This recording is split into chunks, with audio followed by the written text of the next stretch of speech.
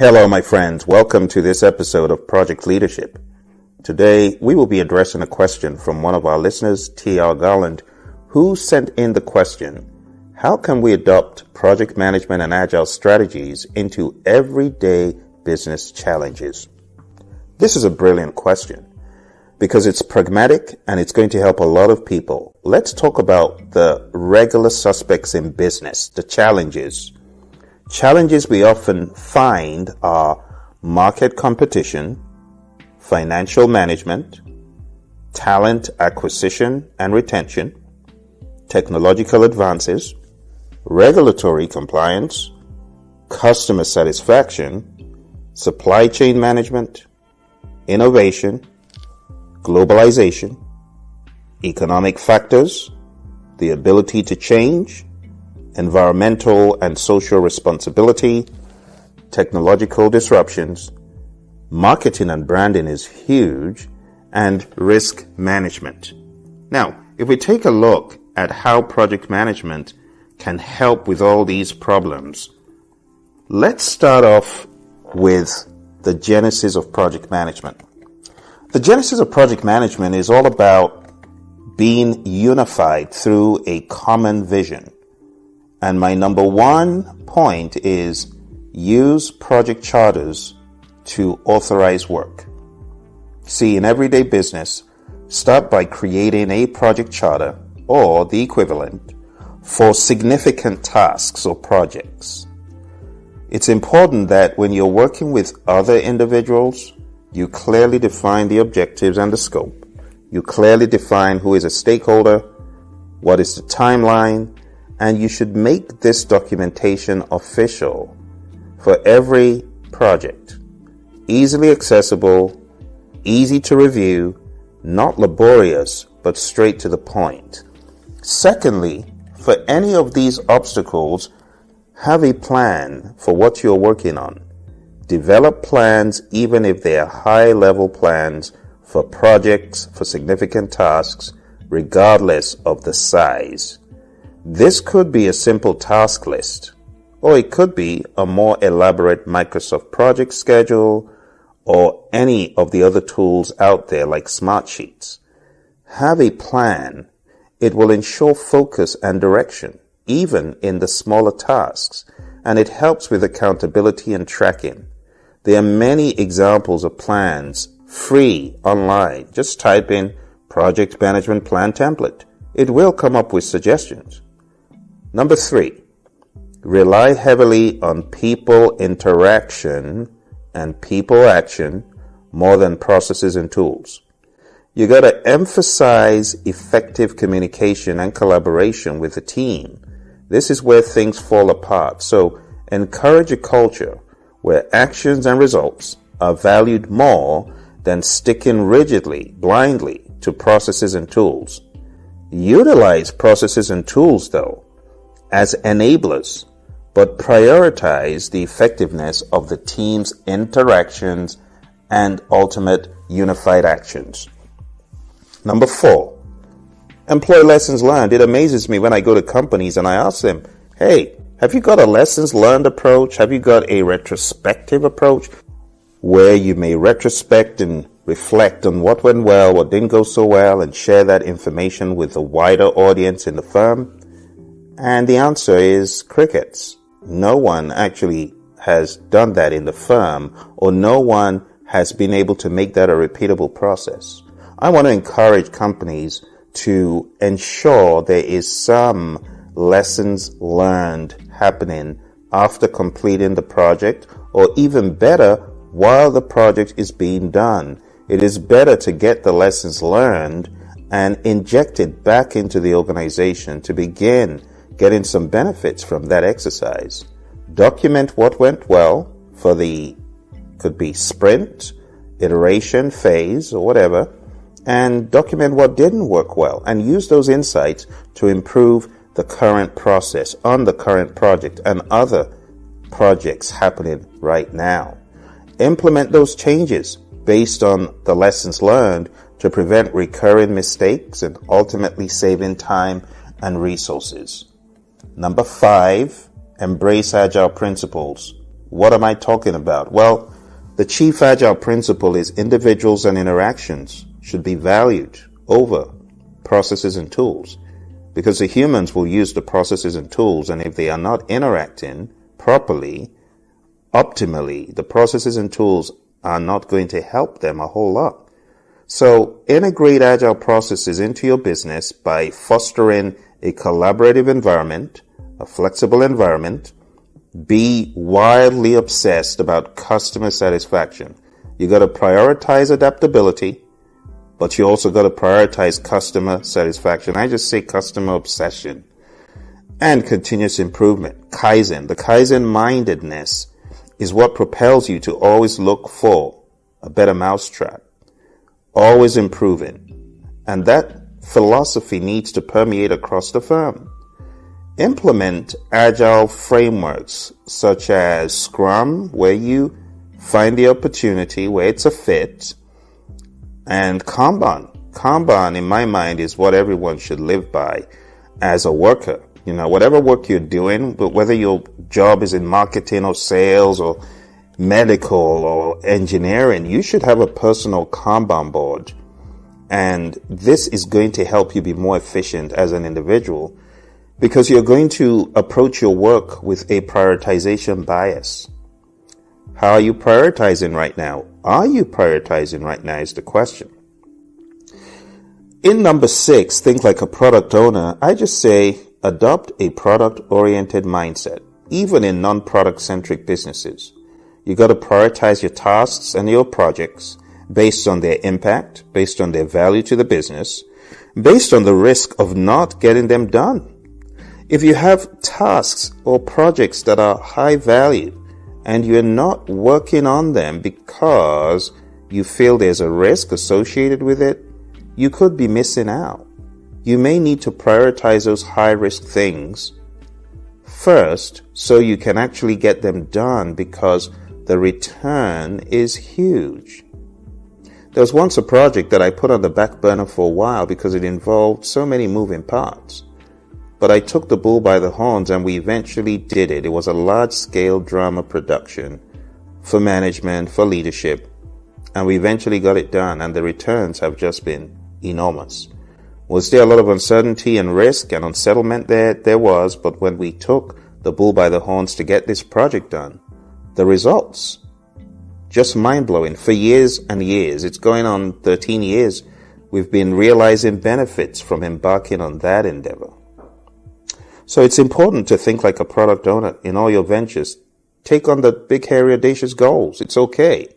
Prioritize them. Get them done. Finally, number 7, I say use a Kanban board to drive transparency. Use a company-wide Kanban board or a similar visual management tool to track individual and team projects. I'm not even talking this time at the task level. You could do it at the task level, but I'm urging you to elevate the use of the Kanban board, maybe at the departmental level, at the organizational level, depending on how big it is. Maybe you can do it by portfolio or program. Have a Kanban mindset. Keep it visible to everyone involved for transparency. Update the board regularly during team meetings, or just use an electronic Kanban board that displays what is going on in the ventures that you're working on. These are ways you can take project management and you can begin baking it into how you do business. Now, to address the very specific challenges that I mentioned about 15 challenges in the beginning, I want to address how you can use project management to tackle those challenges very briefly. Number 1, market competition. Implement project planning to respond to market changes. Agile allows for flexibility and adaptation. As the changing market comes upon you, you're agile to respond. You should always be spanning the boundaries. We call it boundary spanning. What is happening outside of the firm? What is happening in the larger marketplace? What is happening in the larger environment? Then quickly implement some agile mindedness, some nimbleness to respond. It could be an immediate prototype within hours. It could be a prototype within a few days, but the longer you wait to respond to the competition, the less likely you are to catch up. So start with a minimum viable product in mind. Respond rapidly. Have an agile mindedness about you as a company. Number 2, financial management. Develop comprehensive project budgets and financial plans. Don't rely on dumb luck, right? Don't look at how much have we spent. That's a very poor way of assessing budgets. Be more aggressive. Think more like a project manager when it comes to earned value. How much have we done? How much have we spent? We've done 50% of the budget, but have we accomplished 50% of the work? Is there a reason why? Did we spend a whole bunch of money on equipment, and that's why we have some lopsidedness when it comes to the spend versus the budget right now? It's important that you intentionally manage your costs. A lot of companies don't, which is poor. Effective cost management, resource allocation, financial tracking, these help in maintaining financial stability. Number 3, talent acquisition and retention. You got to utilize project management team-mindedness, organizational theories to enhance team collaboration and motivation. You got to think about the 5 stages of team development: forming, storming, norming, performing, and adjourning. You got to understand that these happen all the time. And you, as a manager, as a leader, as a project manager, whatever your role is, a business leader, you should understand that people need time to even out as a team. But when they're evening out and flying at supersonic speed, getting stuff done as a well-oiled unit, keep them together. Don't break the team apart. When we talk about retention, a lot of times people quit companies because of other people, not because of the work itself. You know, a lot of teams, they know that as a team they can do anything. But in a lot of instances, the team disbands at the end of projects. People go their separate ways. Then it's rinse, repeat, and it takes a strain on the human. Why not get a team that is cohesive, works together, and keep them together? A positive work environment and clear project goals lead to employee satisfaction and retention. Team autonomy for more advanced, mature teams is something to think about. Let's talk about number 4, technological advances. Incorporate project management tools and methods for efficient technology adoption. When we talk about moving in a particular direction technology-wise, we should ensure a smooth transition and integration by thinking about the people who will be using those technologies. We need to have sense-making sessions to expediently move people through the J-curve, the valley of despair as they go through change. That mindedness and that empathy is key. Number 5, regulatory compliance. Develop project plans that include compliance checks and milestones. This helps in ensuring that the projects adhere to relevant regulations, reducing legal risks. Regulatory is big in the world of project management. Number 6, customer satisfaction. Use project management techniques to prioritize customer-centric projects. Think about the voice of the customer. Let the customer have a voice. Listen to the customer. Also, when it comes to customers, bring them in early enough so that they can give you valuable feedback for you to adjust your approach. Satisfied customers result from well-managed projects that meet or exceed expectations. In the Agile Manifesto, it says, our highest priority is to satisfy the customer through early and continuous delivery of valuable product. Number 7, supply chain management. As project managers, we should employ PM practices to optimize and streamline supply chain processes. We should enhance visibility and coordination throughout the supply chain, reducing disruptions. We should be thinking ahead of the curve. Number 8, innovation. Great Steve Jobs says innovation distinguishes between a leader and a follower. So we want to integrate innovation into our project management processes. It will encourage a culture of creativity and adaptability, fostering continuous improvement and innovation. We should embrace innovation. Let's move on to the next one, globalization. Globalization is the current state of the world we're in.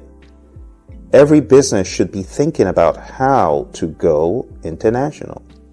And we can use project management approaches for international project planning. We should ensure effective coordination and communication across diverse locations and cultures. Of course, project management can help with the research into these areas. Number 10, economic factors. Regularly review and adjust project plans based on economic conditions. This enhances the organization's ability to adapt to economic changes and uncertainties.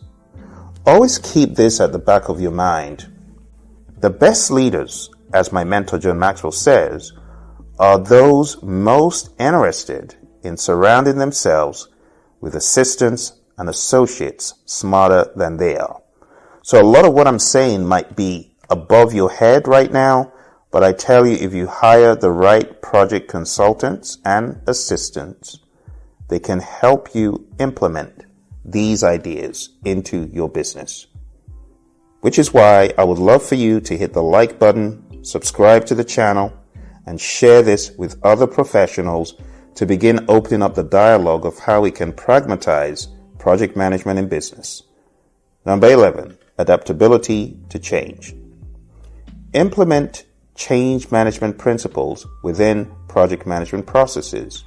Don't just run change without thinking of the people. Help the organization to make sense through sense-making sessions that will in turn help the wider organization embrace change and navigate transitions effectively. Number 12, environmental and social responsibility. Integrate sustainability goals into your project planning and execution. What can you do as a firm to up the ante when it comes to environmental and social? Which projects can you embark on? Could be short-term projects, very small, quick win projects. This will demonstrate the organization's commitment to environmental and social responsibility. Number 13, technological disruptions. Use project management to anticipate and plan for technological changes. Don't wait until they come upon you. This will enable you as a firm to proactively adapt to technological disruptions, bearing in mind the J-curve and the humans, how they interact at times when they're going through a lot of change. Going through a lot of change makes people act differently. You want to give people an out, an off-ramp, a place to vent and a place to share concerns in time of technological disruptions or any change. Number 14 is marketing and branding. Employ project management techniques for effective marketing campaign planning. It's all about intentionality, my friend, ensuring consistent branding and successful execution of marketing initiatives. Last but not least, in business, we got to manage risk. So integrate risk management, whatever it touches, people, process, business.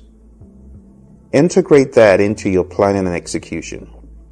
This will help identify and mitigate potential risks, reducing the impact of unforeseen events. What I would recommend that people do as a firm is to start thinking as a risk team by asking the question in some of your gatherings or forums. What are some of the risks that you've seen in business that we're not addressing? Are there any risks that you think we should be addressing right now? What have you seen in the work you do that you think could be a risk or hurt us downstream? And it's a way to open up the conversation, and you can just have a risk planning day. You could even just take 1 hour, half an hour, depending on your organization. And perhaps you don't want to expose everyone to that. Perhaps it's just a small team of individuals. I'll allow you to decide. But there's so many ways that you can bake project management into your firm's process and get a massive windfall. I hope you found this helpful. I look forward to talking to you in the next episode.